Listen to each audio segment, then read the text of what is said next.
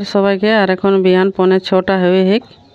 और बिहान सबसे पहले एकरा के काम शुरू हेवे। तो एकरा के खाए पानी जे लागे रोज एक रकम रोज जे रकम दियन से रकम दे दिलान देखिले खाहात।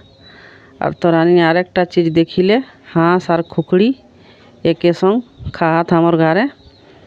अन्य कहूँ तो हमी आगू देखते जे पूरा खुकड़ी गिलाई चौथे तेलथिन हाँस गिला के। और यहाँ देखिले नज़ारा देखा एके संग खाहात भाला एकेटा बर्तनों खाहात। और आधा गिला खाए के देखिले पंखा झाड़ोहत हाँस गिला खाए के अपन चलला। यहाँ हमर बांध नहीं खी फिर भी हाँसला इसने रही जात। और हमर यहाँ डिमे कर कमी नहीं है जाकर घरे हाँस खुखड़ी आथुन कमेंट करी के कहबे है।